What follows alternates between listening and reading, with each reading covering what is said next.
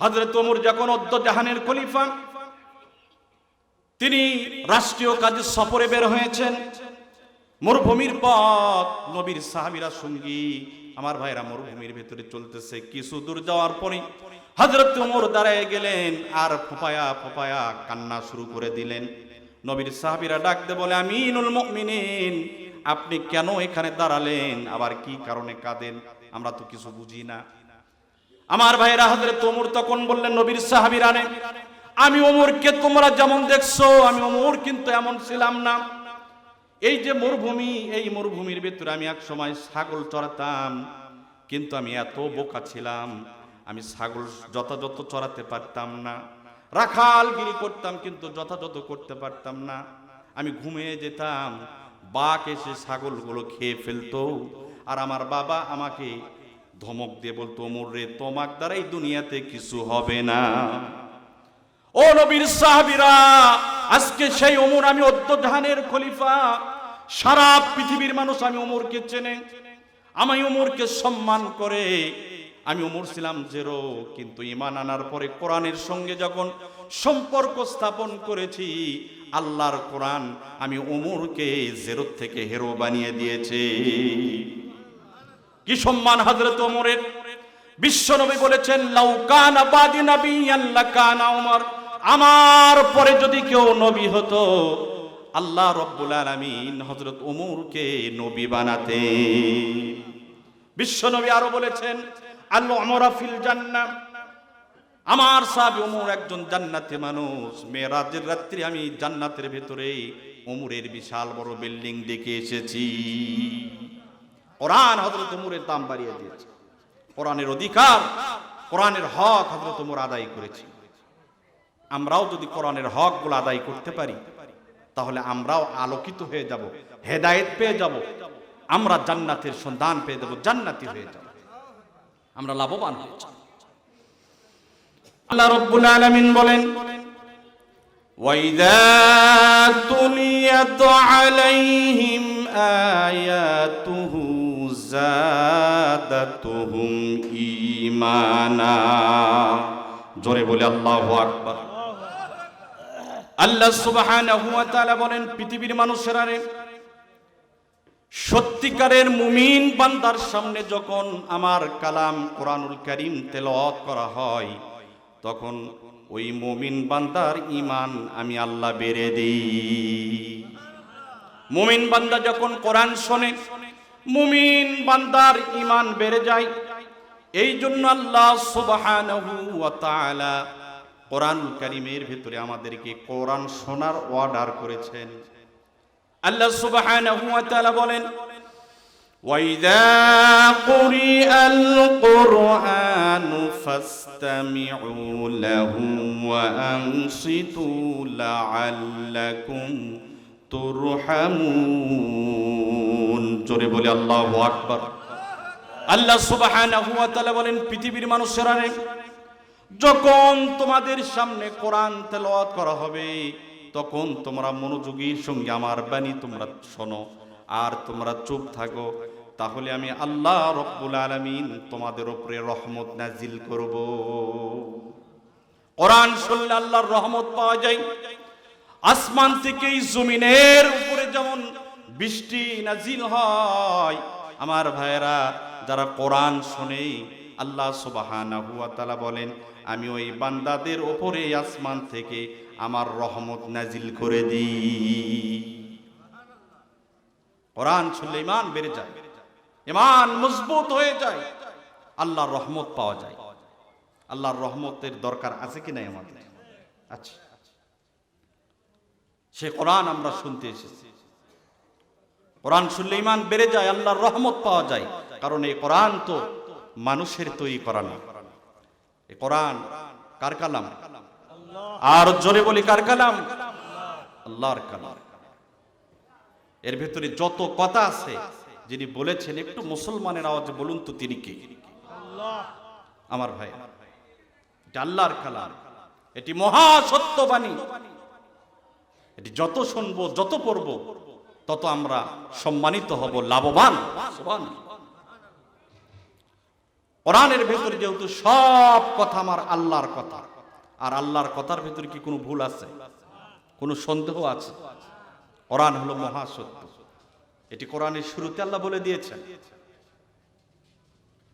আল্লাহ রাব্বুল আলামিন বলেন, যালিকাল কিতাবু লা রাইবা ফীহি হুদাল লিল মুত্তাকিন। জোরে বলি আল্লাহু আকবার। আল্লাহ সুবহানাহু ওয়া তাআলা পৃথিবীর মানুষদেরকে ডাক দিয়ে জানিয়ে দিল, ও পৃথিবীর মানুষেরা, তোমাদের কল্যাণের জন্য আমি যে কোরআন নাজিল করেছি, এই কোরআন হলো মহাসত্য কিতাব।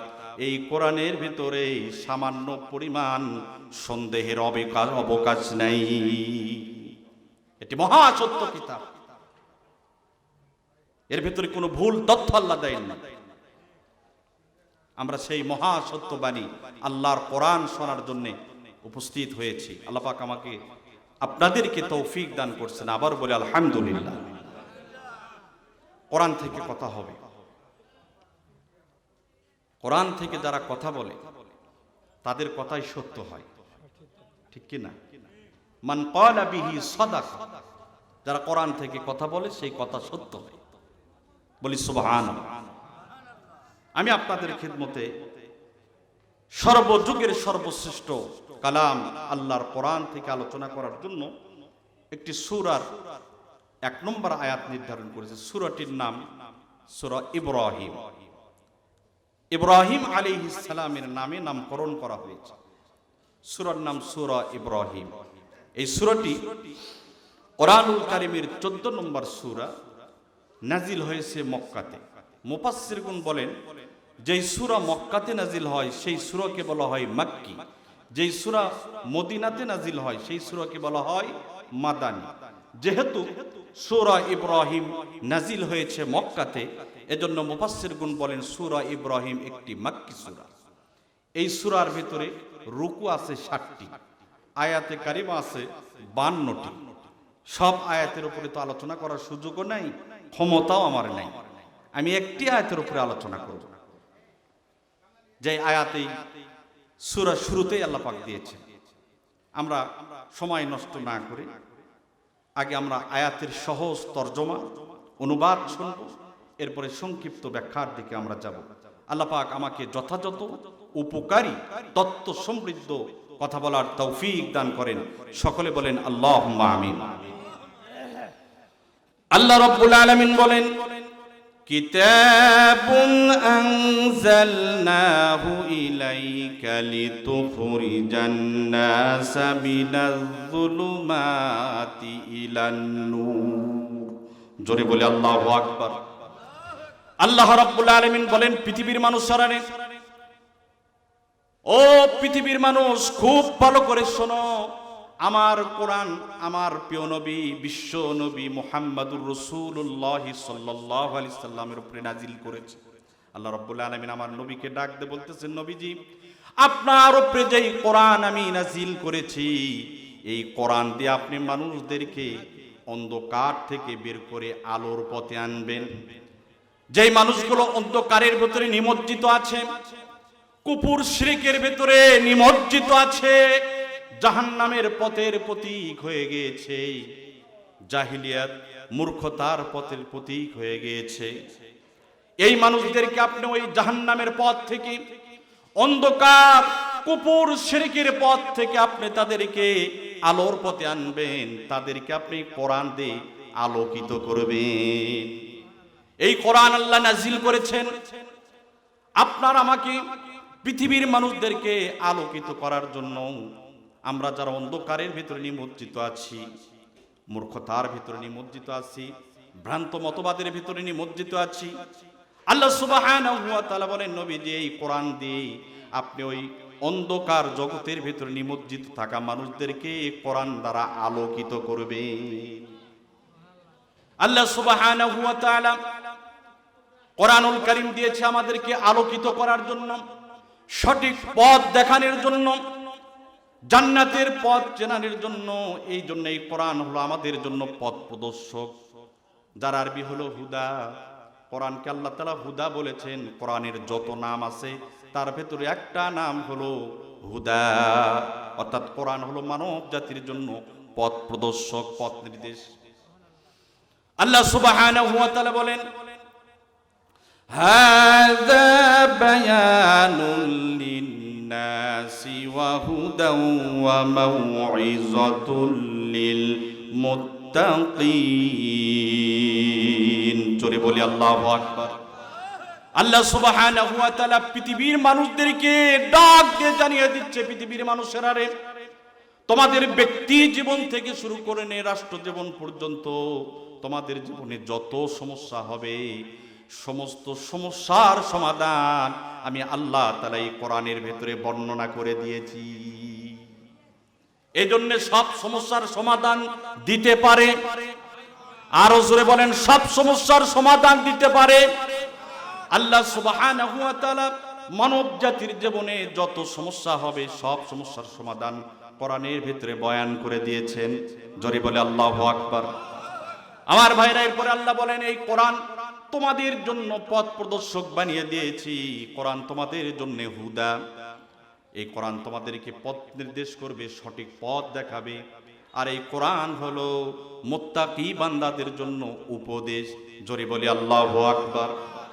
আমার ভাইরা, এই কথাটা আল্লাহ তাআলা আরো সুন্দর করে আরেক জায়গায় বলতেছেন। আল্লাহ তাআলা বলেন, শাহরু রমাদানাল্লাযী উনজিলা ফীহিল কুরআন হুদাল লিন-নাসি ওয়া বাইয়িনাতিম মিনাল হুদা ওয়াল ফুরকান।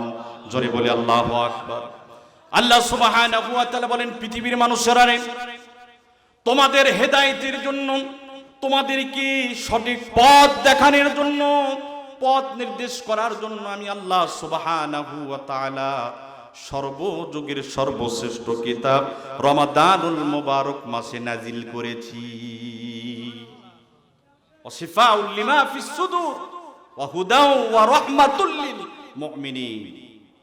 এর ভিতরে আছে আত্মার চিকিৎসা, আত্মার জন্য মহা ঔষধ কোরআন, এবং মুমিন বান্দার জন্য হেদায়েত, মুমিন বান্দার জন্য রহমত। সুবহানাল্লাহ। وَنُنَزِّلُ مِنَ الْقُرْآنِ مَا هُوَ شِفَاءٌ وَرَحْمَةٌ لِلْمُؤْمِنِينَ। আল্লাহ সুবহানাহু ওয়া তাআলা বলেন, পৃথিবীর মানুষেরা রে, কোরআন তোমাদের জন্য মহা ঔষধ, আত্মার রোগের মহা ঔষধ হলো আমার কালাম কোরআন। আর এই কোরআন হলো মুমিন বান্দাদের জন্য রহমতের কিতাব। বলি সুবহানাল্লাহ। এই কোরআন তোমাদের জন্য হেদায়েত, এই কোরআন তোমাদেরকে সঠিক পথ দেখাবে, জান্নাতের পথ দেখাবে। কোরআন তোমাদেরকে আলোকিত করবে। আমাদেরকে জান্নাতের পথ দেখানোর জন্য, আমাদেরকে আলোকিত করার জন্য, আমাদেরকে সম্মানিত করার জন্য আল্লাহ পাক কোরআন নাজিল করেছেন। যাদের ভিতরে কোরআন আছে তারা দামি। খায়রুকুম মান তাআল্লামাল কুরআনা ওয়া আল্লামা। তোমাদের ভিতরে উত্তম ব্যক্তিত্ব সে যে কোরআন পড়ে, কোরআন পড়ায়।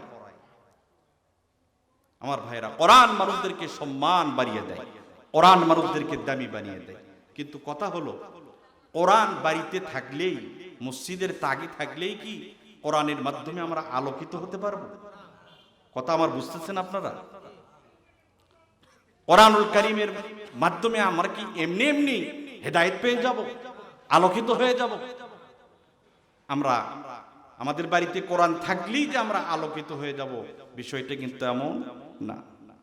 এ কোরআন দ্বারা সবাই আলোকিত হতে পারবে না, কোরআন দ্বারা সবাই হেদায়েত পাবে না, কোরআন দ্বারা সঠিক সরল সঠিক পথের সন্ধান সবাই পাবে না। পাবে কারা? জানার দরকার আছে না? কোরআনের হেদায়েত পাবে কারা? কোরআন কাদেরকে আলোকিত করবে, কোরআন কাদেরকে জান্নাতের উপযুক্ত করবে, এটি আমরা মুসলমান হিসেবে জানার দরকার আছে কি নাই? একটু মনোযোগের সঙ্গে শোনার চেষ্টা করেন। মুফাসসিরগণ বলেন, কোরআনের হক আদায় করবে যারা, কোরআনের মাধ্যমে হেদায়েত পাবে তারা। বলি না সুবহানাল্লাহ। কোরআনের হক আদায় করবে যারা, কোরআনের অধিকার আদায় করবে যারা, যুগের শ্রেষ্ঠ সন্তান উলামায়ে কেরামগণ বলেন তারাই কোরআনের হেদায়েত পেয়ে যাবে, তারাই কোরআনের মাধ্যমে আলোকিত হয়ে যাবে, তারাই জান্নাতের পথের সন্ধান পেয়ে যাবে। কোরআন তাদেরকে দামি বানিয়ে দেবে। যেমন হযরত ওমর একজন রাখাল ছিল, ছাগল চড়াতো, কিন্তু ছাগল চড়ানোর মতো যোগ্যতা তার ছিল না। কোরআন তাকে জেরো থেকে হিরো বানিয়েছিল। আমার ভাইরা, আমরাও যদি কোরআনের হকগুলি আদায় করতে পারি, আল্লাহর কোরআন আমাদেরকেও জেরো থেকে হিরো বানিয়ে দেবে।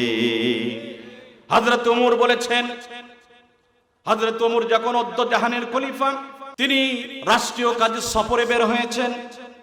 মরুভূমির পথ, নবীর সাহাবীরা সঙ্গী। আমার ভাইরা, মরুভূমির ভেতরে চলতেছে। কিছু দূর যাওয়ার পরে হযরত ওমর দাঁড়ায় গেলেন আর ফোঁপায়া ফোঁপায়া কান্না শুরু করে দিলেন। নবীর সাহাবীরা ডাকতে বলে, আমিনুল মুমিনিন, আপনি কেন এখানে দাঁড়ালেন? আবার কি কারণে কাঁদেন? আমরা তো কিছু বুঝি না। আমার ভাইরা, হযরত ওমর তখন বললেন, নবীর সাহাবীরা, আমি ওমরকে তোমরা যেমন দেখছো, আমি ওমর কিন্তু এমন ছিলাম না। এই যে মরুভূমি, এই মরুভূমির ভেতরে আমি এক সময় ছাগল চড়াতাম, কিন্তু আমি এত বোকা ছিলাম, আমি ছাগল যথাযথ চড়াতে পারতাম না। রাখালগিরি করতাম, কিন্তু যথাযথ করতে পারতাম না। আমি ঘুমিয়ে যেতাম, বাঘ এসে ছাগলগুলো খেয়ে ফেলতো। আর আমার বাবা আমাকে ধমক দিয়ে বলতো, ওমর রে, তোমার দ্বারা এই দুনিয়াতে কিছু হবে না। ও নবীর সাহাবীরা, আজকে সেই ওমর, আমি জাহানের খলিফা, সারা পৃথিবীর মানুষ আমি ওমরকে চেনে, আমি ওমরকে সম্মান করে। আমি ওমর ছিলাম জেরো, কিন্তু ঈমান আনার পরে কোরআনের সঙ্গে যখন সম্পর্ক স্থাপন করেছি, আল্লাহর কোরআন আমি ওমরকে জেরো থেকে হিরো বানিয়ে দিয়েছে। কি সম্মান হযরত ওমরের!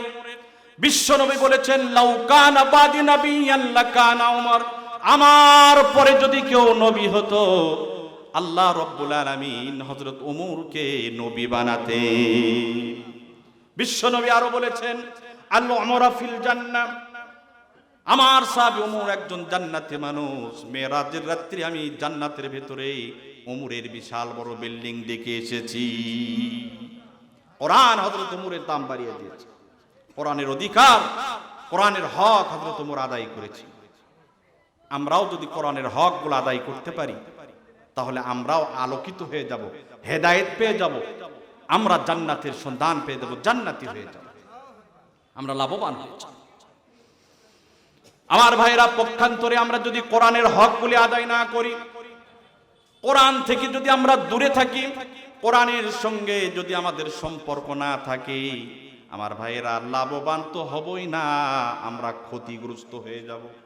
দুনিয়াবী জীবনে আমরা ক্ষতির ভেতরে পড়ে যাব, পরকালের জীবনেও আমরা ক্ষতির ভেতরে পড়ে যাব।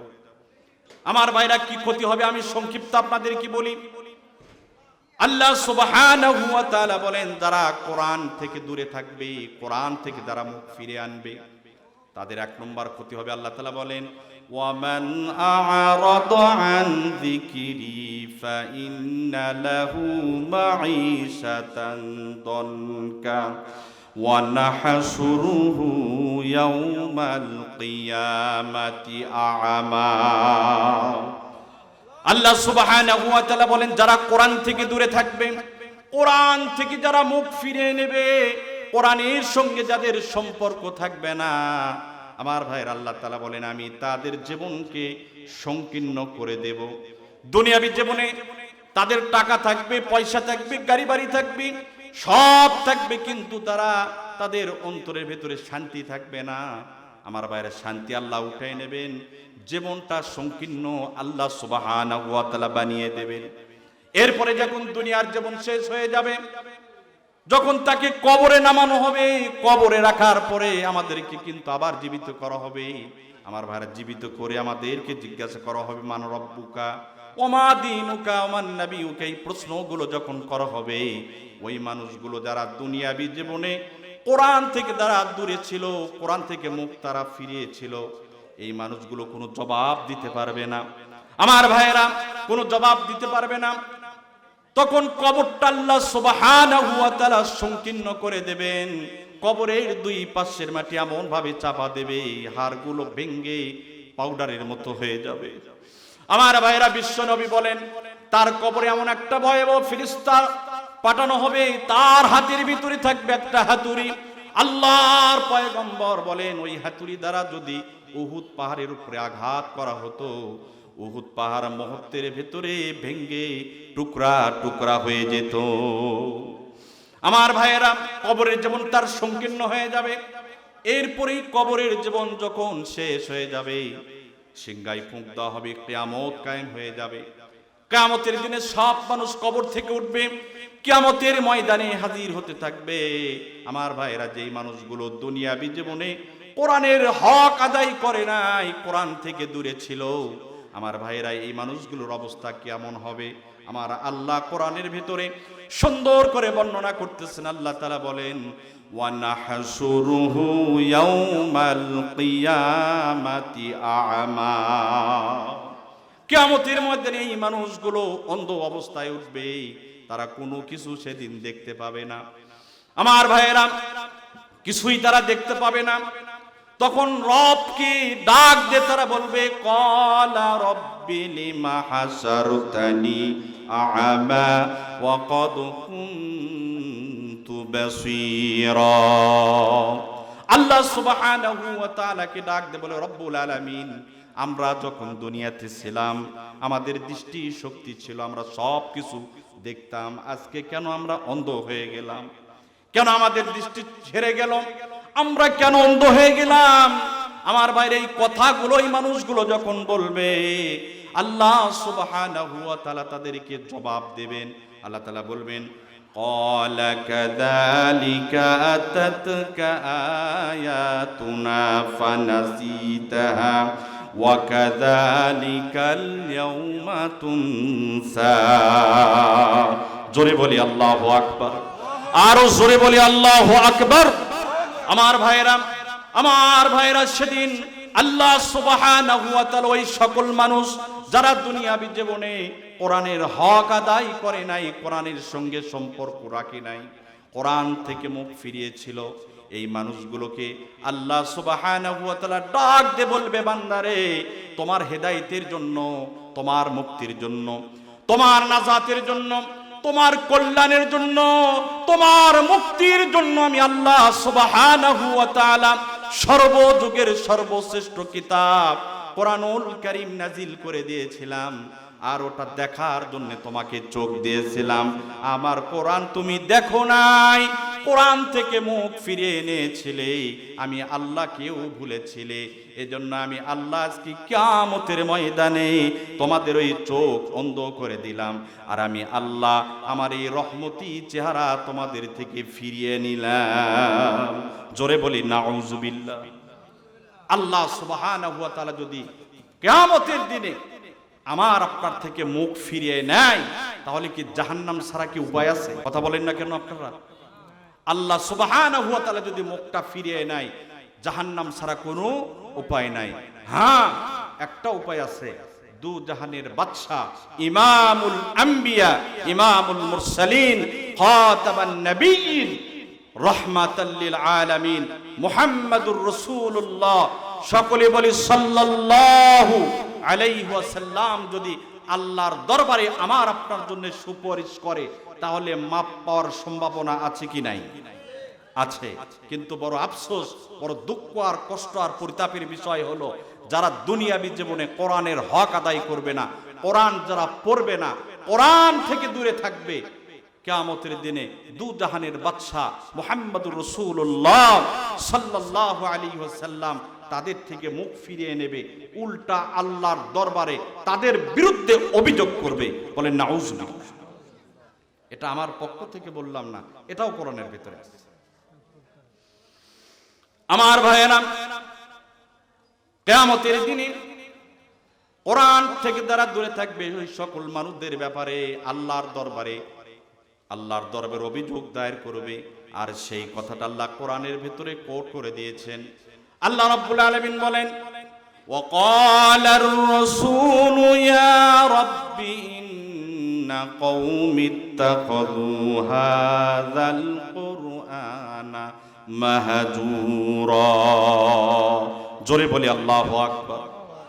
আমার ভাইয়েরা, কিয়ামতের দিনে আল্লাহ সুবহানাহু ওয়া তাআলাকে ডাক দে আমার আপনার নবী বলবে, আল্লাহ, এই জাতি, এই মানুষগুলো কোরআনকে ত্যাগ করেছে। দুনিয়াবী জীবনে কোরআনের সঙ্গে এদের কোনো সম্পর্ক ছিল না, কোরআন থেকে এরা দূরে ছিল। আজকে এই জন্য আমি রাসূলের সঙ্গে এদের কোনো সম্পর্ক নাই, বরং এদের ব্যাপারে আমি বললাম এরা আমাদের অন্তর্ভুক্ত না। এদের ব্যাপারে আপনি কি ফয়সালা করবেন আমার কোনো কথা নাই। এরা হলো অভিশপ্ত, কারণ এরা কোরআন থেকে দূরে ছিল। বিশ্বনবী কোরআন থেকে যারা দূরে থাকবে, এদের বিরুদ্ধে বিশ্বনবী আল্লাহর দরবারে অভিযুক্ত। কত বড় ভয়ঙ্কর কথা! শুধু কি চাই, এই যে কোরআন, এই কোরআন সেদিন কথা বলবে আল্লাহর সঙ্গে। উলামায়ে কেরাম আছেন, মুসলিম শরীফের হাদিস, আল কোরআনু হুজ্জাতুল লাকা ওয়া আলাইক। কিয়ামতের দিনে কোরআন কোন মানুষের পক্ষে সাক্ষী দেবে, আবার কোন মানুষের বিপক্ষে সাক্ষী দেবে। সাহাবায়ে কেরাম বলেন, ইয়া রাসূলুল্লাহ, কোরআন কাদের পক্ষে সাক্ষী দেবে আর কাদের বিপক্ষে কোরআন দাঁড়ায় যাবে? আল্লাহর নবী, বিশ্ব নবী সাহাবীদেরকে জানায় দিল, যারা দুনিয়াবী জীবনে কোরআন পড়বে, কোরআনের সঙ্গে সম্পর্ক রাখবে, কোরআনের হকগুলো আদায় করবে, যারা কিয়ামতের দিনে কোরআন তাদের জন্য আল্লাহর দরবারে সুপারিশ করবে। আল কোরআন ইয়াসফা লিল আবদি ইয়াওমাল কিয়ামা। কোরআন কোন মানুষের পক্ষে সাক্ষী দিবে, আবার বিপক্ষে সাক্ষী দিবে। যারা কোরআন ওয়ালা তাদের পক্ষে সাক্ষী দিবে। বলি সুবহানাল্লাহ। তাহলে এই যে কোরআন থেকে যারা দূরে থাকবে, কোরআনের যারা হক আদায় করবে না, আল্লাহ তাদের থেকে মুখ ফিরিয়ে নেবে। দুনিয়াবী জীবন, কবরের জীবন সংকীর্ণ হয়ে যাবে। বিশ্ব নবী তাদের থেকে মুখ ফিরিয়ে নেবে, কোরআন তাদের বিরুদ্ধে দাঁড়ায় যাবে। তাহলে আমাদের এই কোরআনের হক আদায় করার দরকার আছে কি নাই? কোরআনের হক যদি আমরা আদায় করি, কোরআনের মাধ্যমে আমরা হেদায়েত পেয়ে যাব, আমরা আলোকিত হয়ে যাব, আমরা সম্মানিত হয়ে যাব, আমরা জান্নাতি হয়ে যাব। জোরে বলি সুবহানাল্লাহ। কোরআনের হকগুলো কি, এটা আমাদের জানা দরকার। আমার ভাইরা, আমি সংক্ষিপ্ত বলি, কোরআনের যতগুলি হক আছে তার ভেতরে 1 নম্বর হক হলো আল্লাহর কোরআনকে বিশ্বাস করা। এটি আল্লাহর কালাম, এর ভিতরে যত কথা আছে সব আল্লাহর কালাম, সব আল্লাহর কথা। এটা আমাদের জন্য মঙ্গলের জন্য আল্লাহ নাজিল করেছেন। কোরআনের শুরু থেকে শেষ পর্যন্ত যা কিছু আছে পরিপূর্ণ বিশ্বাস করা, এটা কোরআনের 1 নম্বর হক। কোরআনের 2 নম্বর হক হলো তাআল্লামুল কোরআন, কোরআন শিক্ষা অর্জন করা, কোরআন শেখা, আর যথাযথ কোরআনুল কারীম সহি শুদ্ধ বিশুদ্ধভাবে নিয়মিত কোরআন তেলাওয়াত করা। এগুলোর একটা একটা করে ব্যাখ্যা যদি আপনাদের খিদমতে করি, বহু সময়ের দরকার। শুধু একটা জিজ্ঞাসা করি, যদি আপনারা যে কয়জন আমার সামনে আছেন নিয়মিত সহি শুদ্ধভাবে কোরআন কে কে পড়েন, হাতের সংখ্যা বেশি হবে না কম হবে? এই গ্রামে যত মানুষ আছে, এই সব মানুষের ভিতরে কোরআন পড়নেওয়ালা সহি শুদ্ধভাবে, এরকম হাফিজ সাহেবের সামনে পড়তে পারবে, সহি শুদ্ধ ভুল হবে না, এরকম পড়নেওয়ালা নিয়মিত পড়ে, এদের সংখ্যা বেশি হবে না কম হবে? কোরআন পড়ি না, কোরআনের সঙ্গে সম্পর্ক নাই, আশা করি কোরআন আমাকে জান্নাতে নিয়ে যাবে। আল্লাহ পাক আমাদেরকে সহি শুদ্ধভাবে কোরআন শিক্ষা করার তৌফিক দান করুন, সহি শুদ্ধভাবে তেলাওয়াত করার তৌফিক দান করুন। যা ভুল আমরা করেছি আমাদের সন্তানের ব্যাপারে যেন ভুল না হয়। এ সকল মাদ্রাসা তৈরি করা হয়েছে, প্রতিষ্ঠা করা হয়েছে কোরআন শিক্ষা দেওয়ার জন্য। কিয়ামতের দিনে যখন আল্লাহ সুবহানাহু ওয়া তাআলা ডাকতে বলবে, শান্তা হাফিজিয়া মাদ্রাসা, এত টাকা খরচ করে প্রতিষ্ঠা করা হয়েছিল, তুমি কেন ওখানে পড়ো নাই? তোমার সন্তানকে কেন শিক্ষা দাও নাই? কি জবাব দেবেন আল্লাহর কাছে? সন্তানকে ডাক্তার, ইঞ্জিনিয়ার, বিসিএস ক্যাডার, বড় বড় ডিগ্রিধারী বানানোর জন্য মাথার ঘাম পায়ে ফেলে পরিশ্রম করেন, জায়গা জমি সম্পদ সব বিক্রি করে সন্তানকে মানুষ করেন। দুনিয়াবী শিক্ষার বিরুদ্ধে আমি বলতেছি না, দরকার আছে, কিন্তু দুনিয়া শিক্ষার উদ্দেশ্য কিন্তু দুনিয়া জীবনে সুখ শান্তি আরামায় ভোগ বিলাস করা, ঠিক কিনা জোরে বলেন? কোন মানুষ কি সন্তানকে শিক্ষা দেয় আমার সন্তান যদি বিএ পাস করে তাহলে আমাকে আল্লাহ জান্নাত দান করবে, এজন্য শিক্ষা দেয়? এজন্য শিক্ষা দেয় না। শিক্ষা দেয় জাগতিক শিক্ষা, উদ্দেশ্যে হলো দুনিয়াবী জীবনে যেন সুখ শান্তি আরামায়েশ করে থাকতে পারে, বড় একটা ভালো চাকরি পায়, মোটা অঙ্কের একটা বেতন পায়, তার দুনিয়াবী জীবনে যেন কোনো অভাব দরিদ্রতা না থাকে, ঠিক কিনা বলেন? তাহলে দুনিয়া নেই পড়ে থাকলেন, সন্তানকে কোরআন শিক্ষা দিলেন না, আল্লাহকে কি জবাব দেবে? আল্লাহ পাক আমাদেরকে বোঝার তৌফিক দান করুন। কোরআনুল কারীমের 2 নম্বর 3 নম্বর হক হলো কোরআন মুখস্থ করা। কোরআন কারীম শব্দ অনুযায়ী কোরআন হিফজ করা, মুখস্থ করা, এটাও কোরআনের গুরুত্বপূর্ণ একটি হক। কোরআনের 4 নম্বর হক হলো শুধু মুখস্থ করলে হবে না, কোরআন বোঝার চেষ্টা করতে হবে। আল্লাহ সুবহানাহু ওয়া তাআলা তিনি এই কোরআনের ভিতরে কি বলেছেন এটা বোঝার চেষ্টা করা। আমার ভাইরা, এটাও কোরআনের হক। কোরআন আরেকটা হক হলো শুধু বুঝলে হবে না, আমলও করার দরকার আছে কি নাই? আমল করতে হবে, এটাও কোরআনের হক। শুধু একা আমল করলে হবে না, আরো মানুষ যেন আমল করতে পারে, এই জন্য কোরআনের দাওয়াত মানুষদেরকে দেওয়া। ইয়া আইয়ুহার রাসূল বাল্লিগ মা উনজিলা ইলাইক, ইয়া রাসূল আপনার উপরে যে কোরআন নাযিল করেছে এটার দাওয়াত আপনি মানুষদেরকে দেন। কোরআনের দাওয়াত মানুষদের ভিতরে দেওয়া, এটাও কোরআনের হক। আরেকটি হক হলো কোরআনের আইন ব্যক্তি, পরিবার, সমাজ, রাষ্ট্রে প্রতিষ্ঠা করার চেষ্টা করা, এটাও কোরআনের হক। এখন বলবেন, অনেকেই চিন্তা করবেন এতক্ষণ তো ঠিক ছিল কিন্তু এখন তো ব্যাঠিক হয়ে গেল, ঠিক কিনা? আমার ভাইয়েরা, কোরআনের উপরে ঈমান আনা যেমন হক, কোরআনের উপরে ঈমান আনা যেমন হক, কোরআন তেলাওয়াত করা যেমন হক, কোরআন বোঝা যেমন হক, কোরআনের দাওয়াত দেওয়া যেমন হক, কোরআনের আইন ব্যক্তি, পরিবার, সমাজ, রাষ্ট্রে প্রতিষ্ঠা করাও কোরআনের একটি হক। এটা আরো সবচেয়ে বড় হক, ঠিক কিনা? কোরআনের আইন আমাদের ব্যক্তি, সমাজ, পরিবার, রাষ্ট্রে চালু আছে? চালু নাই। কি চালু আছে? মানুষের তৈরি করা আইন, ঠিক কিনা? মানুষের তৈরি করা আইন আমাদের সমাজ ও রাষ্ট্রে চালু আছে, ঠিক কিনা জোরে বলেন? যার কারণে আমাদের এই দেশটা স্বাধীন হওয়ার 54 বছর হয়ে গেল। এই 54 বছরে অনেক সরকার আমরা দেখলাম, কোন সরকার আমার এই বাংলাদেশ থেকে চুরি বন্ধ করতে পারে নাই, ঠিক কিনা জোরে বলেন? আমার এই দেশ থেকে ডাকাতি বন্ধ করতে পারে নাই, সন্ত্রাসী বন্ধ করতে পারে নাই, চাঁদাবাজি বন্ধ করতে পারে নাই, টেন্ডারবাজি বন্ধ করতে পারে নাই, অর্থ পাচার বন্ধ করতে পারে নাই, খুন গুম হত্যা বন্ধ করতে পারে নাই। মুসলমানের আওয়াজে বলেন কথা, ঠিক না বেঠিক? আমরা ওই সকল বন্ধুদেরকে বলি, 54 বছর নয়, আগামী 54,000 বছরও যদি মানুষের তৈরি করা আইন দিয়ে বিচার করা হয়, আমার এই দেশ থেকে চুরি বন্ধ হবে না, ডাকাতি বন্ধ হবে না, সন্ত্রাসী বন্ধ হবে না, চাঁদাবাজি বন্ধ হবে না, অর্থ পাচার বন্ধ হবে না, খুন গুম হত্যা বন্ধ হবে না, ইনসাফ প্রতিষ্ঠা হবে না, ন্যায় বিচার প্রতিষ্ঠা হবে না, জুলুম বন্ধ হবে না। এই সবগুলো বন্ধ করতে চাইলে মানুষের তৈরি করা আইন মাটির ভিতরে দাফন করে দে, আল্লাহর কোরআনের আইন এই জমিনে প্রতিষ্ঠা করা লাগবে। কথা বলেন ঠিক কিনা?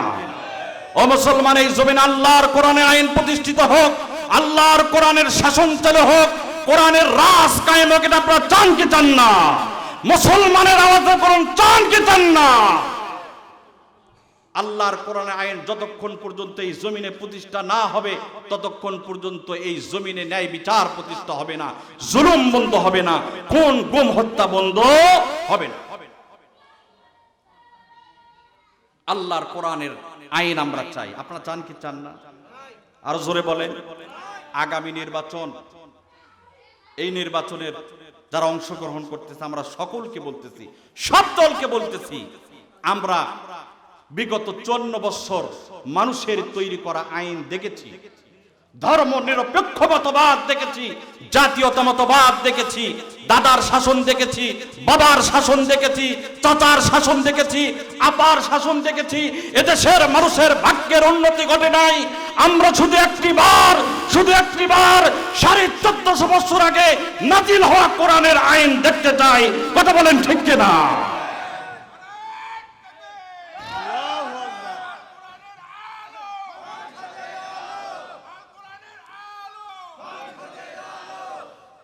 সম্মানিত ভাইয়েরা আমার, আল্লাহর কোরআনের শাসন, আল্লাহর কোরআনের আইন এই জমিনে এমনি বাস্তবায়ন হবে না। তাকবীর দিলেই আল্লাহর আইন প্রতিষ্ঠা হবে না, হাত উঠাই দেখালে আল্লাহর আইন পার্লামেন্টে পাস হবে না। আল্লাহর আইন এই জমিনে পাস হবে কখন? যোগ্য শাসক, যোগ্য নেতা, আদর্শ নেতা সংসদে যাবে তখন। ঠিক কিনা? জোরে বলেন ঠিক কিনা? আদর্শ নেতা, যোগ্য নেতা পার্লামেন্টে বসবে তখন আল্লাহর কোরআনের শাসন চালু হবে তখন। তাহলে নেতা নির্বাচন যখন আমরা করব, একটু চিন্তা ভাবনা করে নির্বাচিত করব যে আমি কোন নেতাকে ভোট দিচ্ছি, কোন নেতাকে সমর্থন করতেছি, সেই নেতা আদর্শবান নেতা কিনা। ঠিক কিনা? সম্মানিত ভাইয়েরা আমার, আমাদের একটি জরুরি বিষয় জানা দরকার, সেটি হলো আদর্শ নেতা কারা। সবাই তো নিজেকে আদর্শ বলে, ঠিক কিনা? আমাদের দেশে যত দল আছে সব দলের নেতা যখন বক্তব্য দেয়, তার বক্তব্যতে এই কথাটাই ফুটে ওঠে যে লোকটার মতো ভালো মানুষ, তার মতো উত্তম চরিত্রের অধিকারী আল্লাহর জমিনে আর কেউ নাই, কিনা? আমরা আমার থেকে, হুজুর থেকে, এই হুজুর থেকে এই তথ্য নেব না, আমরা কোনো মানুষ থেকে নেব না, আমরা আল্লাহর কোরআন থেকে নেব। তাহলে কি কোনো সমস্যা আছে? কোরআন কাদেরকে আদর্শ নেতা বলেছে, কাদেরকে নেতা বানানোর কথা বলেছে, কাদেরকে সমর্থন করার কথা বলেছে, আমি যদি কোরআনের আয়াত পড়ে পড়ে আপনাদেরকে বলি, সমস্যা আছে কি? কোনো সমস্যা নেই। আমার ভাইয়েরা, আদর্শ নেতা হতে হলে যত গুণ লাগবে তার ভেতরে এক নম্বর গুণ হলো ওই আদর্শ নেতার চিন্তা থাকতে হবে, চেষ্টা থাকতে হবে, আমি এই জমিনে আল্লাহর কোরআনের আইন চালু করব। এ ব্যাপারে তার চেষ্টা থাকতে হবে। এখন হবে না, পর্যায়ক্রমে এক সময় হবে, এই চেষ্টাটা তার ভেতরে থাকতে হবে। তাহলে বোঝা যাবে এই লোকটা আদর্শ নেতা। আল্লাহ সুবহানাহু ওয়া তাআলা এ সম্পর্কে কোরআনুল কারীমের ভেতরে বলেছেন। আমার কথাগুলো আপনারা বাড়িতে গিয়ে কোরআন খুলে মিলাবেন। আল্লাহ সুবহানাহু ওয়া তাআলা বলেন, ওয়ালা তুতিউ আমারাল মুসরিফিন আল্লাযীনা ইফসিদুনা ফিল আরদি ওয়ালা তুসলিহুন। আমার ভাইয়েরা, আল্লাহ সুবহানাহু ওয়া তাআলা সূরা সূরা 151 এবং 52 নম্বর আয়াতে কারিমার ভেতরে এই তত্ত্ব সুন্দর করে জাতিকে জানিয়ে দিলেন, পৃথিবীর মানুষদেরকে জানিয়ে দিলেন। আল্লাহ রাব্বুল আলামিন বলেন, ওয়ালা তুতিউল আমারাল মুফসিদিন। আল্লাহ সুবহানাহু ওয়া তাআলা বলেন, হে পৃথিবীর মানুষেরা, খুব ভালো করে বুঝো, খুব ভালো করে বুঝো, তোমাদের ভিতরে যারা সীমা লঙ্ঘনকারী তাদের আনুগত্য তোমরা করো না। আল্লাযীনা ইফসিদুনা ফিল আরদি, যারা এই জমিনের ভিতরে ফাসাদ সৃষ্টি করে, যারা এই জমিনের ভিতরে বিশৃঙ্খলা সৃষ্টি করে, ওয়ালা তুসলিহুন, তারা এই জমিনের শান্তি সমৃদ্ধি বৃদ্ধি করার জন্য সংস্কার করে না, এই জাতির নেতাকে তোমরা অনুসরণ করো না। এই কথা কে বললেন? আমার ভাইয়েরা, তাহলে যারা আমার ভাইয়েরা এই জমিনের ভিতরে, আমার ভাইরা, আল্লাহর কোরআনের রাজ কায়েম হোক এই চেষ্টা তারা করে, আল্লাহ বলেন তারা হলো আদর্শ নেতা। এই আয়াতের ভিতরে কোথায় আছে? আমার ভাইয়েরা, আল্লাহ সুবহানাহু ওয়া তাআলা বলেন, আল্লাযীনা ইফসিদুনা ফিল আরদি, আল্লাহ বলেন যারা এই জমিনের ভিতরে ফাসাদ সৃষ্টি করে তারা হলো সীমা লঙ্ঘনকারী, তারা আদর্শ নেতা না। আমার ভাইয়েরা, তাফসীর ইবনে কাসিরের ভেতরে ফাসাদ শব্দের 7টা ব্যাখ্যা আমি পড়েছি, তার ভেতরে একটা ব্যাখ্যা হলো, একটা অর্থ হলো আল্লাহ সুবহানাহু ওয়া তাআলা এই আয়াতের মাধ্যমে পৃথিবীর মানুষদেরকে জানিয়ে দিয়েছে, যারা আল্লাহর কোরআনের আইনের পরিবর্তে মানুষের তৈরি করা আইন এই জমিনে প্রতিষ্ঠা করার জন্য চেষ্টা করে, আল্লাহ বলে তারাই হলো ফাসাদ সৃষ্টিকারী। আল্লাহর আইনের পরিবর্তে যারা মানুষের তৈরি করা আইন এই জমিনে প্রতিষ্ঠা করার জন্য দৌড়দৌড়ি করে চেষ্টা করে, আল্লাহ বলে ওরাই হলো জমিনে ফাসাদকারী। কারণ এই ফাসাদ দূর হবে আল্লাহর কোরআন দ্বারা। কোরআনকে বাদ দিয়ে এই জমিন থেকে ফাসাদ বিশৃঙ্খলা দূর করা যাবে না। আমি বানিয়ে বললাম না, কোরআন থেকে বললাম। তাহলে আদর্শ নেতা যারা হবে তাদের একটা গুণ হলো তাদের দিলের তামান্না আশা হবে যে আমি এই জমিনে আল্লাহর কোরআনের রাজ কায়েম করব, কোরআনের শাসন চালু করব। একদিনে না হয় 10 বছরে করব, 20 বছর করব, যখন সুযোগ পাবো তখনই করব। এই আশাটা যার ভেতরে আছে সে হলো আদর্শ নেতা। আদর্শ নেতার 2 নম্বর গুণ হলো, আদর্শ নেতা হলো তারা জনগণের উপরে জুলুম করে না। যারা আমার ভাইরা জুলুম যারা করে তারা জালেম। জালেম কখনো আদর্শ নেতা হতে পারে না। আমার ভাইরা আল্লাহ বলেন যাদের ভিতরে জুলুম করার বদগুণ নাই, যারা মানুষের কল্যাণে কাজ করে তারা হলো আদর্শ নেতা। এই তত্ত্ব আল্লাহ সুবহানাহু ওয়া তাআলা কোরআনুল কারীমের 2 নম্বর সূরা আল বাকারার 124 নম্বর আয়াত কারিমার ভিতরে আল্লাহ সুবহানাহু ওয়া তাআলা পৃথিবীর মানুষদেরকে এই তত্ত্বটা সুন্দর করে জানিয়ে দিলেন। আল্লাহ রাব্বুল আলামিন বলেন ওয়া ইযিবতালা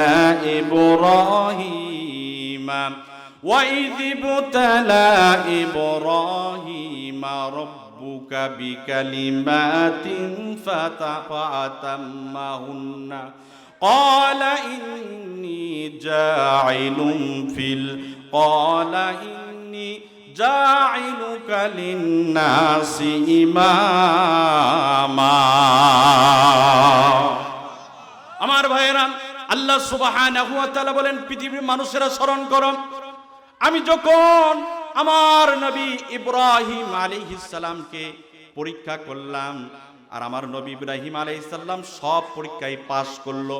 পাস করার পরে আমি আমার ইব্রাহিমকে বললাম আপনাকে আমি মানুষদের জন্য নেতা বানাতে চাই, আপনি নেতা। আমার ভাইয়েরা হযরত ইব্রাহিম আলাইহিস সালাম এই সংবাদ আল্লাহর পক্ষ থেকে পাওয়ার পরে আল্লাহ সুবহানাহু ওয়া তাআলাকে বললেন রব্বুল আলামিন ক্বালা ওয়া মিন যুররিয়াতি। রব্বুল আলামিন আমাকে তো নেতা বানালেন, আমার বংশের কোনো মানুষকে নেতা হতে পারবে নাকি? আমার সন্তানেরাও কি নেতা হতে পারবে নাকি? আমার ভাইরা এর জবাব আল্লাহ দিচ্ছেন। আল্লাহ সুবহানাহু ওয়া তাআলা বলেন ক্বালা লা। আল্লাহ সুবহানাহু ওয়া তাআলা বলেন কখনোই না। লা তাজলিমুন, জালেম যারা তারা কখনো নেতা হতে পারবে না। যারা জালেম তারা কখনো নেতা হতে পারবে না। ক্বালা লা, তারা কখনো নেতা হতে পারবে না যারা জনগণের উপরে জুলুম করে।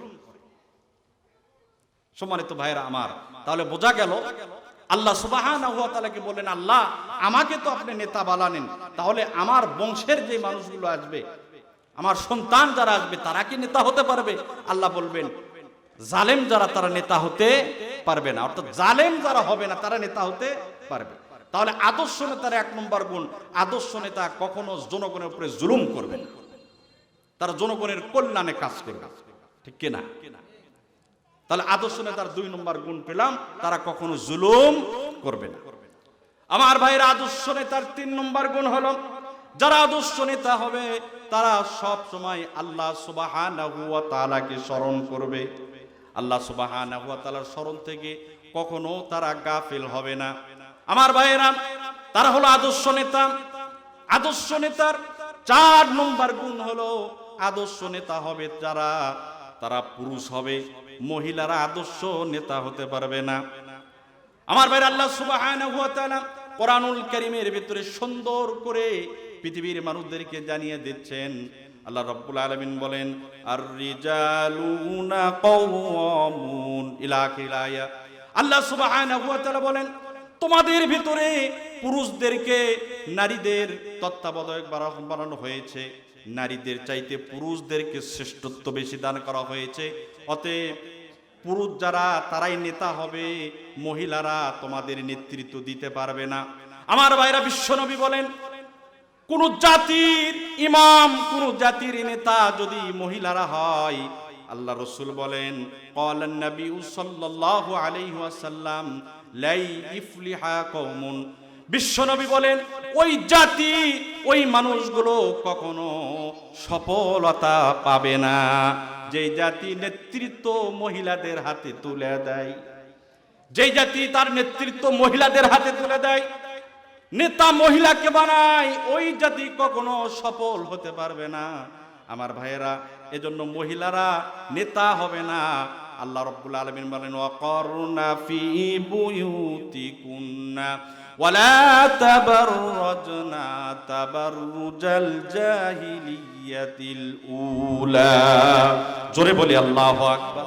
মহিলারা তো থাকবে ঘরে, তাদের প্রয়োজনে তারা বের হয়ে যাবে, তারা যেন জাহিলিয়াতের পুরুষ মহিলাদের মতো, নারীদের মতো, মূর্খতা জগতের নারীদের মতো তারা যেন তাদের সৌন্দর্য বাইরে যে প্রকাশ না করে, পর্দাবিহীন যেন তারা বাইরে না যায়, তাদের স্থান হলো ঘরে।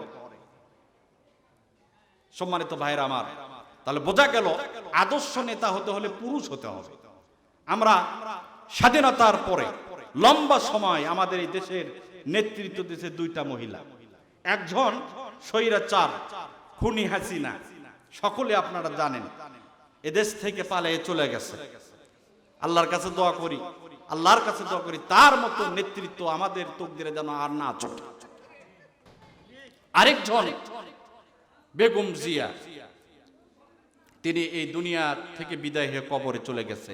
আমরা ওনার জন্য দোয়া করি, আল্লাহ সুবহানাহু ওয়া তাআলা ওনার কবরটা জান্নাতুল ফিরদাউসের বাগান বানিয়ে দিন।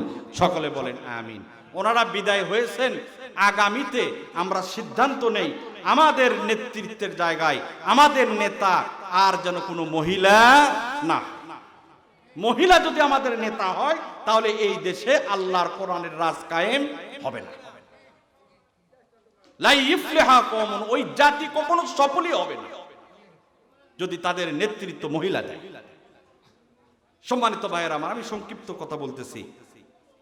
আদর্শ নেতার আরেকটি গুণ হলো, আদর্শ নেতা হলো তারা যাদের কাছে জ্ঞান আছে, আসমানি জ্ঞান আছে। যাদের কাছে আসমানি জ্ঞান আছে তারা হলো আদর্শ নেতা। জ্ঞান ছাড়া আদর্শ নেতা হওয়া যাবে না। সম্মানিত ভাইরা আমার, এই জ্ঞান দ্বারা উদ্দেশ্য হলো জাগতিক জ্ঞান না, আসমানি জ্ঞান, ওহীর জ্ঞান যাদের কাছে আছে তারাই হতে পারবে আদর্শ নেতা। কারণ জ্ঞান যাদের কাছে আছে তারাই আল্লাহকে ভয় করে। আল্লাহ সুবহানাহু ওয়া তাআলা কোরআন কারীমের ভিতরে বলেছেন, আল্লাহ রাব্বুল আলামিন বলেন, ওমান ইয়াকুশাল্লাহা মিন ইবাদিহিল উলামা। আল্লাহ রাব্বুল আলামিন বলেন, আমার বান্দাদের ভিতরে তারাই আমি আল্লাহকে বেশি ভয় করে যাদেরকে আমি আল্লাহ জ্ঞান দান করেছি। আমার ভাইয়েরা, নেতার ভেতরে যদি জ্ঞান না থাকে তার ভেতরে ভয়ও থাকবে না, সে আল্লাহকে ভয় করবে না। আর যেই নেতা আল্লাহকে ভয় করবে না ওই নেতা গম চুরি করবে। এই কথা বলেন না কেন আপনারা?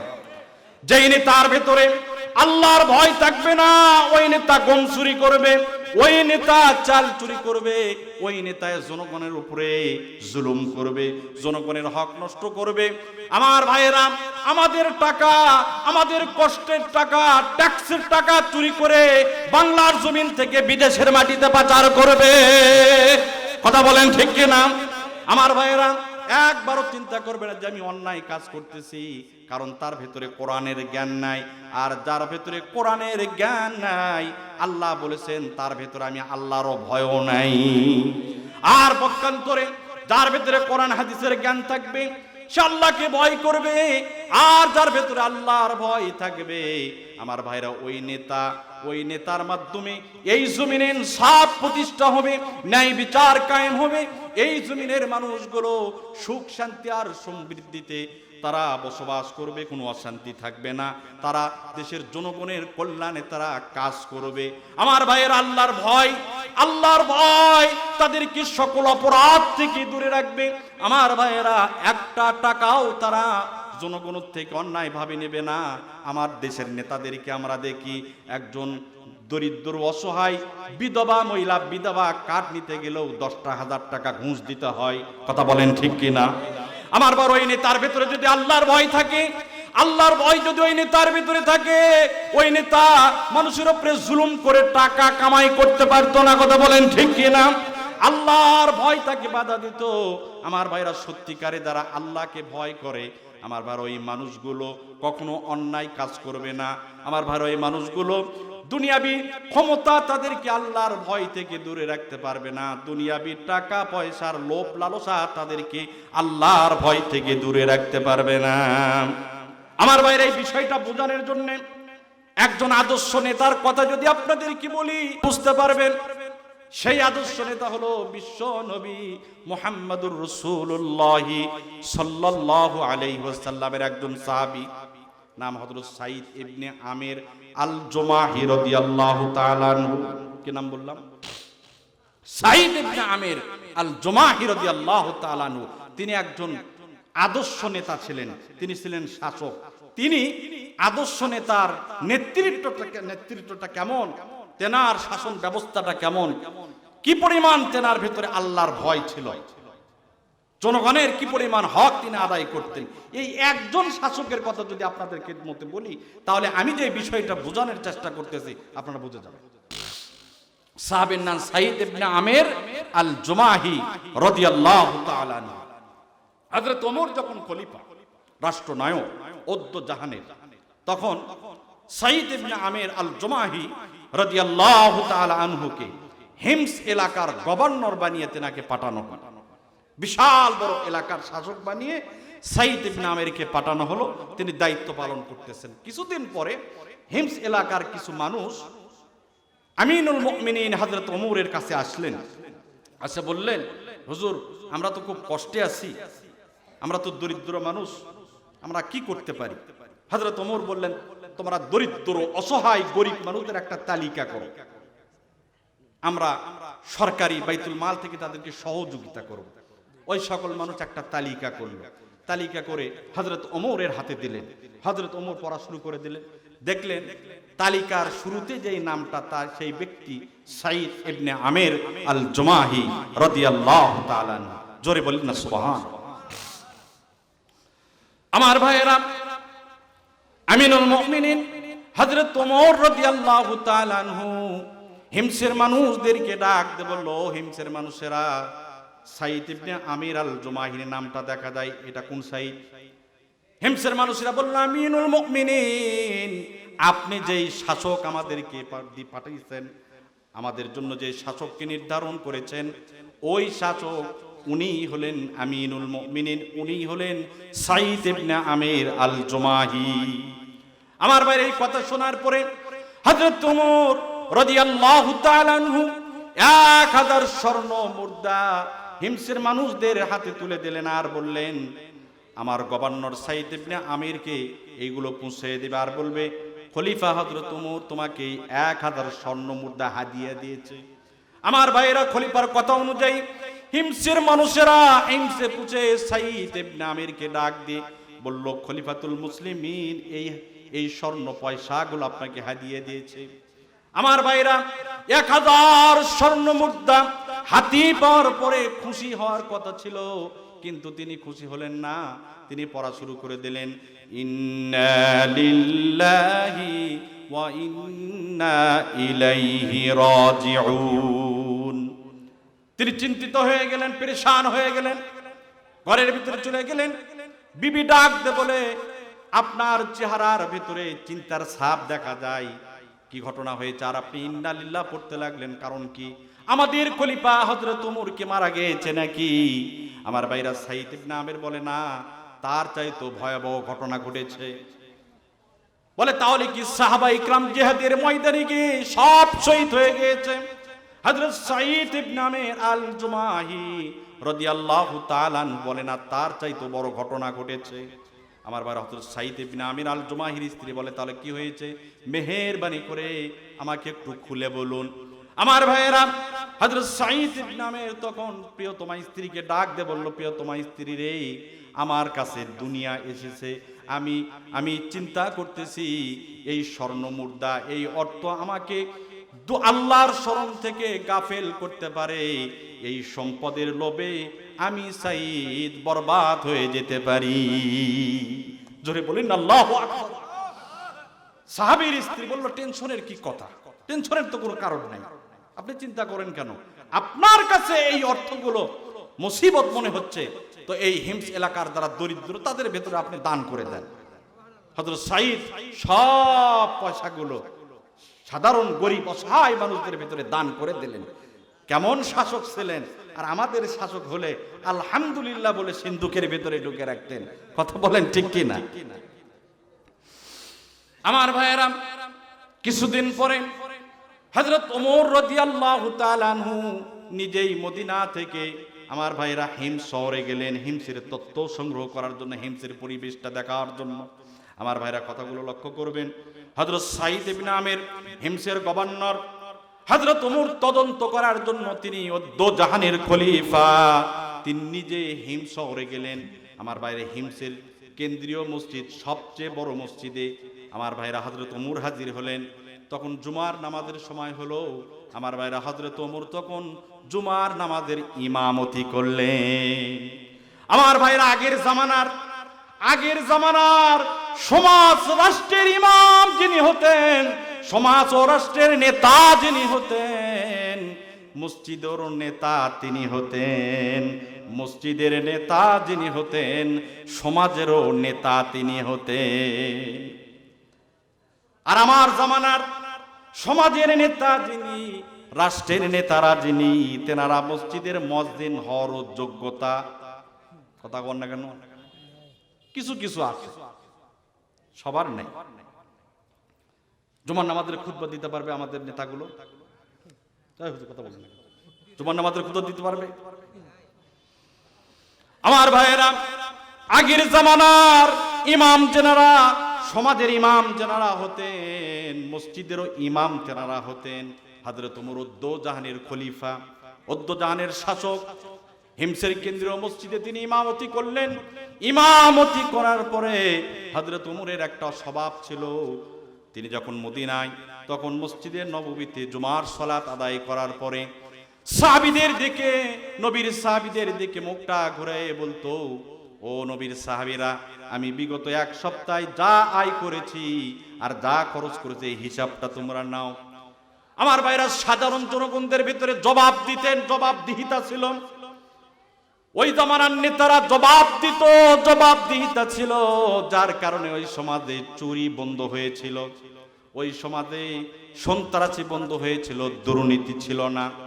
আমার ভাইয়েরা, আমার এই দেশে যদি জবাবদিহিতা থাকতো, সরকারি কর্মকর্তা, আমলা, নেতা খেতা, তারা যদি জবাবদিহিতার আওতায় থাকতো, রাতে রাতে আঙ্গুল ফুলে কলা গাছ হতে পারতো না। আমার ভাইরা, আমার দেশে জবাবদিহিতা নাই, যার কারণে একজন ছোট একটা নেতা আমার ভাইরা 5 বছরের ভেতরে কোটি কোটি টাকার মালিক হয়ে যায় কি যায় না, যার কারণে জবাব দেওয়া লাগে না। এই জন্যে একজন ফকির হঠাৎ করে কোটিপতি হয়ে যায়, জনগণের টাকা অন্যায়ভাবে দখল করে, চুরি করে, দুর্নীতি করে। আমার ভাইয়েরা, ওই জামানার মতো যদি জবাবদিহিতা থাকতো, নেতারা কোটিপতি হতে পারতো না। আমার ভাইয়েরা, হযরত ওমরের স্বভাব, তিনি জবাব দিতেন। সাধারণ মানুষদেরকে ডাক দিয়ে বলল, ও হিমসের মানুষেরা, তোমাদেরকে আমি একজন শাসক দিয়েছি, গভর্নর দিয়েছি, সাঈদ ইবনে আমির তার নাম। সাঈদ ইবনে আমির কেমন শাসক, তার ব্যাপারে কোনো তোমাদের অভিযোগ আছে নাকি? তার ব্যাপারে যদি কোনো অভিযোগ থাকে আমাকে বলো, আমি বিচার করার জন্য হিমসে উপস্থিত হয়েছি। আমার ভাইয়েরা, এই কথা যখন বললেন, একজন নির্ভয়ে তিনি দাঁড়ায় গেলেন। আমার ভাইয়েরা, একজন দাঁড়ায় বললেন, আমিনুল মুমিনিন, আমার একটা অভিযোগ আছে। কি তোমার অভিযোগ? আমার ভাইরা, ওই মানুষটা দাঁড়িয়ে বললেন, আমাদের নেতা একজন ভালো মানুষ, নিঃসন্দেহে তিনি ভালো মানুষ। দিনের বেলা আমরা যত কথা আমাদের নেতাকে বলি, সব কথা তিনি শোনেন, আমাদের কল্যাণে তিনি ছুটে আসেন, আমাদের খেদমত করেন, কোনো অসুবিধা নাই। কিন্তু রাত যখন হয়, রাত্রে যখন নেতাকে আমরা ডাক দেই, নেতা আমাদের ডাকে সাড়া দেয় না, ঘর থেকে নেতা বাইরে হয় না। এটা আমার অভিযোগ। আমার ভাইয়ের, আমিনুল মুমিনিন হযরত ওমর সাঈদ ইবনে আমির কি ডাক দে বলে, সাঈদ রে, এই ব্যাপারে তোমার কি বক্তব্য, তুমি বক্তব্য দাও। আমার ভাইরা, সাঈদ ইবনে আমির আল জুমাহি রাদিয়াল্লাহু তাআলা আনহু হযরত ওমরকে লক্ষ্য করে বললেন, আমিনুল মুমিনিন, আপনি জানেন আমি গভর্নর, আমি শাসক, কিন্তু সাথে সাথে আমি একজন নবীর সাহাবী। আমার অন্তর চাই, আমার দিলের তামান্না, আমি লম্বা সময় ধরে আল্লাহর কালাম কোরআনুল কারীম তেলাওয়াত করি, লম্বা সময় ধরে আমি সালাত আদায় করি, লম্বা সময় ধরে আমি আল্লাহর কালাম নামাজের ভেতরে তেলাওয়াত করি, লম্বা সময় ধরে আমি সিজদা করি, আমি রুকু করতে চাই, সিজদা করতে চাই, আমি জিকির আজগার করতে চাই, কিন্তু হিমসের গভর্নর হওয়ার কারণে, শাসক হওয়ার কারণে এই সুযোগটা আমি পাই না। জনগণের কল্যাণে আমি আমার এলাকার এক প্রান্ত থেকে আরেক প্রান্ত পর্যন্ত ছুটে বেড়াই, আমি এই লম্বা সময় ধরে আল্লাহর গোলামি করতে পারি না। এই জন্য আমি দিন আর রাতকে ভাগ করেছি। দিন আমি জনগণের কল্যাণের জন্য নিযুক্ত করে দিয়েছি, আর রাতকে আমি আল্লাহর গোলামের জন্য নিযুক্ত করে দিয়েছি। আমি সারা রাত আল্লাহর কদমে সিজদা দিতে ব্যস্ত থাকি। জোরে বলে আল্লাহু আকবার। আমার ভাইরা কেমন নেতা, কেমন শাসক ছিলেন, আমার ভাই জবাব যখন তিনি দিয়েছেন, আমার ভাইরা অভিযোগ যিনি করেছেন মাথা নিচু হয়েছে। আমার ভাইরা হযরত ওমরের চোখ দ্বারা পানি বের হওয়া শুরু হয়েছে। আমার ভাইরা, আমার বন্ধুগণ, এরপরে হযরত ওমর হিমসের মানুষদেরকে লক্ষ্য করে আবার বললেন, আর কি কোনো অভিযোগ আছে নাকি? আমার ভাইরা আরেকজন দাঁড়ায় গেলেন, দাঁড়ায় বললেন, আমিনুল মুমিনিন, আমার একটা অভিযোগ আছে। এই অভিযোগটা হলো আমাদের শাসক প্রত্যেকটা দিন অফিসে একটু দেরি করে আসে। এটা আমার অভিযোগ। আমার ভাইরা হযরত ওমর সাঈদ ইবনে আমির আল জুমাহিকে ডাক দিয়ে বলে, তুমি কেন যত সময় অফিসে যাও না, এর কারণটা কি? আমার ভাইরা সাঈদ ইবনে আমির আল জুমাহি রাদিয়াল্লাহু তাআলা আনহু হযরত ওমরকে লক্ষ্য করে বললেন, আমিনুল মুমিনিন, আপনি জানেন আমি একজন দরিদ্র মানুষ, অসহায়। আমি শাসক, কিন্তু আমি একজন দরিদ্র মানুষ, আমি একজন গরিব মানুষ। আমার বাড়িতে কাজ করার মতো কোনো চাকর আমি রাখতে পারি নাই। আমার বাড়িতে ছোট্ট ছোট্ট বাচ্চা আছে। সকালবেলা আমার বিবি বাড়ির কাজগুলো শেষ করতে পারে না। আমি সকালে আমার বিবির কাজে সহযোগিতা করি, এজন্য সামান্য একটু সময় দেরি হয়ে যায়। আমিনুল মুমিনিন, এই জন্য আমার একটু দেরি হয়ে যায়। আমার ভাইরা হযরত ওমর চোখে পানি রাখতে পারলেন না। বিশাল বড় একটা এলাকার শাসক, তার বাড়িতে একটা কাজের মানুষ নাই। আমার এলাকার, আমার দেশের, আমার ভাইরা সাধারণ ছোট্ট একটা নেতা হলো, তার বাড়িতে কাজের মানুষ আছে কি নাই? আমার আপনার বাড়িতে কাজের মানুষ থাকে না? আমার ভাইরা কেমন কেমন নেতা ছিলেন, বিশাল বড় এলাকার নেতা, তারপরও তেনার বাড়িতে কাজের মানুষ ছিল না। কাজের মানুষ রাখার মতো অর্থ তেনার ছিল না। আমার ভাই জবাব যখন দিয়েছে, অভিযোগ তিনি করেছেন, তেনার মাথা নিচু হয়ে গিয়েছে। আমার ভাইয়েরা, হযরত ওমর হিমসের মানুষদেরকে লক্ষ্য করে বললেন, তোমাদেরকে আর কি কোনো অভিযোগ আছে নাকি? আমার ভাইরা আরেকজন দাঁড়ায় গেলেন, আমিনুল মুমিনিন, আমার একটা অভিযোগ আছে। সেই অভিযোগটা হলো আমাদের শাসক সপ্তাহে একদিন অফিসে যায় না। এটা আমার অভিযোগ। আমার ভাইরা, হযরত ওমর সাঈদকে ডাক দিয়ে বলল, সাঈদ রে, সপ্তাহে একদিন তুমি কেন অফিসে যাও না, কারণটা কি? আমার ভাইরা হযরত সাঈদ তখন হযরত ওমরকে ডাক দিয়ে বললেন, আমিনুল মুমিনিন, আমার শরীরে যেই চটের পোশাকটা দেখতেছেন অত্যন্ত মোটা, আমি আল্লাহর কসম করে বলি, এই চটের পোশাক ব্যতীত আমি সাঈদের আর কোনো কাপড়ই নাই। আমার ভাইরা, বিশাল বড় একটা এলাকার শাসক একটা কাপড় শুধু ব্যবহার করে। আমার ভাইরা হযরত সাঈদ ইবনে আমির আল জুমাহি বলেন, আমার আর কোনো পোশাক নাই। সারা সপ্তাহে এই পোশাকটা পরে আমি অফিস করি, পোশাকটা ময়লা যুক্ত হয়ে যায়। সপ্তাহে একদিন আমি এই পোশাকটা পরিষ্কার করি, যার কারণে সপ্তাহে একদিন আমি অফিস করতে পারি না। কিন্তু আমি ফাঁকি দেই না। আমি এই সময়টা, আমার ছুটির সময়, আমি এই সময়টা জনগণের কল্যাণে কাটিয়ে দিই। আমার ভাইরা এই জবাব যখন দিয়েছে, অভিযোগ তিনি করেছেন, মাথা নিচু হয়ে গিয়েছে। আমার ভাইরা হযরত ওমর, আমার ভাইরা হিমসের মানুষদেরকে ডাক দিয়ে বললেন, আর কি কোনো অভিযোগ আছে নাকি? আরেকজন দাঁড়ায় গেলেন, আমিনুল মুমিনিন, আমার একটা অভিযোগ আছে। সেই অভিযোগটা হলো আমাদের শাসক, আমাদের গভর্নর অফিস চলা অবস্থায় হঠাৎ করে তিনি বেহুঁশ হয়ে জমিনে পড়ে যান আর ছটফট করতে থাকি। আমাদের শাসক যদি বেহুঁশ হয়ে জমিনে পড়ে থাকে, আমরা তো সমস্যার ভেতর পড়ে যাই। মাঝে মাঝে তেনার এই অবস্থা হয়। আমার ভাইয়েরা এই কথা যখন বলেছে, হযরত ওমর সাঈদ ইবনে আমিরকে ডাক দে, বলে কি কারণ, তোমার এত বড় অসুখ হয়েছে, তুমি চিকিৎসা করো না কেন? আমার ভাইয়েরা, আমার বন্ধুগণ, হযরত সাঈদ হযরত ওমরকে ডাক দে বলল, আমিনুল মুমিনিন, আমার কোনো অসুখ হয় নাই, আমি কোনো রোগে ভুগতেছি না, তাহলে কি কারণে তোমার এমনটা হয়? আমার ভাইয়েরা, আমার বন্ধুগণ, হযরত সাঈদ বলে, আমিনুল মুমিনিন, আমি যখন মক্কাতে ছিলাম, ইসলাম গ্রহণ করার পূর্বে আমার চোখের সামনে বিশ্ব নবীর একজন সাহাবীকে শহীদ করা হয়েছিল। আমার চোখের সামনে একজন সাহাবীকে মর্মান্তিকভাবে শহীদ করা হয়েছিল। এই দৃশ্য যখন আমার মনে হয়ে যায়, আমি সাঈদ আমাকে আর কন্ট্রোল করতে পারি না। আমার ভাইয়েরা এই কথা যখন বলেছেন, আমার ভাইয়েরা, হযরত ওমর বলে, ওই সাহাবীর নাম কি?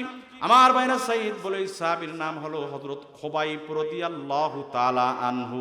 তেনাকে কিভাবে শহীদ করা হয়েছে আমরাও শুনতে চাই। আমার ভাইয়েরা, হযরত সাঈদ তখন ঘটনা খুলে বললেন। তিনি বললেন, আমি যখন মক্কাতে ছিলাম, মক্কাতে থাকার পরে আমি কালেমা গ্রহণ করি নাই, কিন্তু আমি সিদ্ধান্ত নিয়েছি আমি বিশ্ব নবীর নিকটে গিয়ে হাতে হাত রেখে কালেমা পড়ে মুসলমান হব, এই সিদ্ধান্ত নিয়েছি। কিন্তু এখনো কালেমা আমি পড়ি নাই, আমি মক্কাতে অবস্থান করতেছি। হঠাৎ করে বিশ্ব নবীর সাহাবী হযরত খুবাইব রাদিয়াল্লাহু তাআলা আনহুকে মক্কার কাফেররা গ্রেফতার করে মক্কাতে আনলো। মক্কাতে আনার পরে মক্কা শহরের ভেতরে ঘোষণা করে দিল, ও মক্কাবাসী, বিশ্ব নবীর একজন সাহাবীকে আমরা ধরেছি, তাকে আমরা শহীদ করব। কে কে আসো, কে কে আসো, তোমরা এই শহীদের দৃশ্য, তাকে হত্যা করার দৃশ্য তোমরা দেখতে চাও, চলে আসো। আমার ভাইয়েরা, মক্কা শহরের ভিতরে ঘোষণা করার পরে অল্প সময়ের ভিতরে নির্দিষ্ট জায়গার ভিতরে মানুষ হাজির হয়ে গেল, জমায়েত হয়ে গেল। আমার ভাইয়েরা, আমার বন্ধুগণ, হযরত সাঈদ বলে, আমিও সেখানে উপস্থিত হলাম। আমার ভাইয়েরা, হযরত খুবাইব রাদিয়াল্লাহু তাআলা আনহুকে হত্যা করা হবে। হত্যা করার আগ মুহূর্তে বলা হলো, খুবাইব রে, তোমাকে আমরা এখন হত্যা করব। হত্যা করার, তোমার মৃত্যুর আগে তোমার কোনো চাওয়া আছে নাকি, আমরা পূরণ করতে চাই।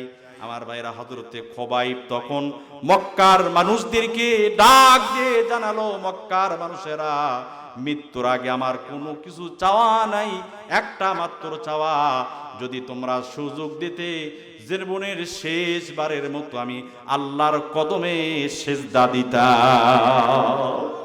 তোমরা যদি আমাকে সুযোগ দিতে, জীবনের শেষবারের মতো একটা বার আল্লাহর কদমে আমি সিজদা দিতাম। আমার ভাইয়েরা, মক্কার কাফিররা, আমার ভাইয়েরা, খুবাইব রাদিয়াল্লাহু তাআলা আনহুকে আমার ভাইরা 2 রাকাত নামাজ পড়ার অনুমতি দিলেন। আমার ভাইরা, হযরতে খুবাইব নামাজ শুরু করলেন, সুন্দর করে নামাজ আদায় করতেছে, দ্রুত গতিতে নামাজ শেষ করলেন।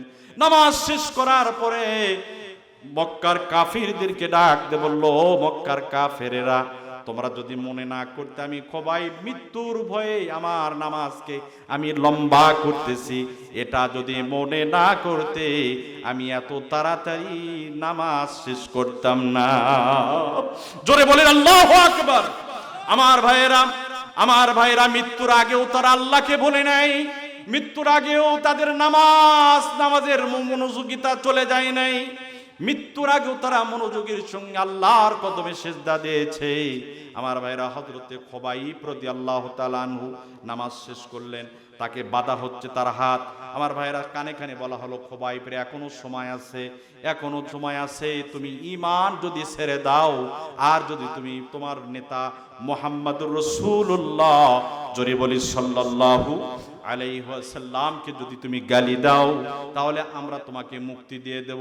আমার ভাইয়েরা, হযরতে খুবাইব তখন উচ্চ কণ্ঠে বলল, ও মক্কার কাফেররা, তোমরা যদি আমাকে হত্যা করো, আর একবার নয়, আমাকে হত্যা করার পরে আল্লাহ সুবহানাহু ওয়া তাআলা যদি আমাকে আবার জীবন দিয়ে দুনিয়াতে পাঠায়, তারপরও যদি তোমরা হত্যা করো, আবার যদি দুনিয়াতে পাঠায়, এরকম ভাবে 1000 বার যদি আমাকে জবাই করে, আমাকে টুকরা টুকরা করে কাটো, এরপরও আমি খুবাইব ঈমান ছাড়তে রাজি নাই। আমার ভাইরা, হযরতে খুবাইব এই জবাব যখন দিয়েছে, মক্কার কাফিররা ক্ষিপ্ত হয়ে একজন দৌড়ে এসে একটা খঞ্জর হাতে নিয়ে কোবাইবের পিঠের ভেতরে ঢুকে দিল। আমার ভাইরা খঞ্জরটা কলিজা ভেদ করে সামনের দিক দিয়ে বের হয়ে গেল। দর দর করে কোবাইবের শরীর থেকে রক্ত পড়তে লাগলো। আমার ভাইরা আরেকজন এসে হযরত কোবাইবের ডান হাতের উপরে তলোয়ার মেরে দিল, ডান হাতটা কেটে জমিনে পড়ে গেল। আরেকজন এসে বাম হাতের উপরে তলোয়ার মেরে দিল, বাম হাতটাও কেটে জমিনে পড়ে গেল। আমার ভাইরা হযরত কোবাইব আর দাঁড়িয়ে থাকতে পারলেন না, জমিনে তিনি পড়ে গেলেন। একের পর এক মক্কার কাফিররা তেনার শরীরের উপরে তলোয়ারের আঘাত করত। আমার ভাইয়েরা, বিশ্ব নবীর সাহাবী সাঈদ বলে, আমি পাশে দাঁড়িয়েছিলাম, আমি খোবাইবকে বাঁচাতে পারি নাই, সহযোগিতা করতে পারি নাই। আমি লক্ষ্য করলাম খোবাইবের চেহারার দিকে, খোবাইবের জিহ্বা নড়ায়া নড়ায়া কি যেন বলে। আমি একটু কাছে গেলাম, শুনতে পেলাম খোবাইব রবকে ডাক দিয়ে বলতেছে, রব্বুল আলামিন, আজকের এই দৃশ্য, আমার এই শহীদের দৃশ্য আমার নবীকে আপনি একটাবার দেখায় দেন, আর আপনি রেকর্ড করে রাখেন। কিয়ামতের দিনে কোটি কোটি মানুষের ভেতরে যখন আমি বিশ্ব নবীর সামনে যেতে পারবো, আমি বিশ্ব নবীকে যেন বলতে পারি, ইয়া রাসূলুল্লাহ, আমি খোবাইবকে হত্যা করা হয়েছে, আমাকে টুকরা টুকরা করে কাটা হয়েছে, তারপরও আপনাকে আমি গালি দেই নাই, ঈমান ছাড়ি নাই। আমার ভাইয়েরা, হযরত খোবাইবকে মর্মান্তিক ভাবে শহীদ করা হলো। হযরত সাঈদ ইবনে আমের বলে, আমার চোখের সামনে তাকে এইভাবে শহীদ করার পরে এই দৃশ্য পরবর্তীতে আমি যখন স্মরণ করি, আমি যখন মনে করি, আমি সাঈদ আমাকে কন্ট্রোল করতে পারি না, এজন্য বেহুশ হয়ে জমিনে পড়ে যাই। হযরত সাঈদ ইবনে আমের আল জুমাহি, তিনি জনগণের উপরে জুলুম করে নাই, জনগণের টাকা পয়সা অন্যায় ভাবে দখল করে নাই, জনগণের হক নষ্ট করে নাই, একটা টাকা অন্যায় ভাবে আত্মসাৎ করে নাই। দরিদ্রতা জীবন গ্রহণ করেছে, গরিবী জীবন গ্রহণ করেছে, অভাবী জীবন গ্রহণ করেছে, তারপরও একটা টাকা গ্রহণ করে নাই অন্যায় ভাবে। তারা ছিল আদর্শ নেতা, তারা ছিল সৎ নেতা। এমন নেতা যদি আমরা সংসদে পাঠাতে পারি, তাহলে আমার এই জমিন কোরআনের জমিন হয়ে যাবে, তাহলে এই জমিন আল্লাহর কোরআনের রাজ কায়েম হয়ে যাবে, আল্লাহর কোরআনের শাসন এই জমিনে চালু হয়ে যাবে। তাকবীর দিয়ে আর হাত উঠে এই জমিনে কোরআন আইন চালু হবে না। আল্লাহ পাক আমাদেরকে বোঝার তৌফিক দান করুন। এজন্য নেতা নির্বাচন করার সময় চিন্তা ভাবনা করে নির্বাচন করবেন। আল্লাহ পাক আমাদেরকে বোঝার তৌফিক দান করেন।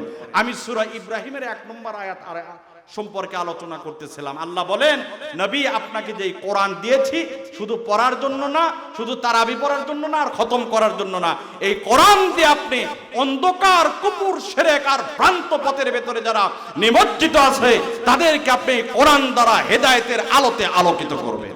আল্লাহ পাক আমাদের সকলকে এই কোরআনের আলোকে আলোকিত হওয়ার তৌফিক দান করেন।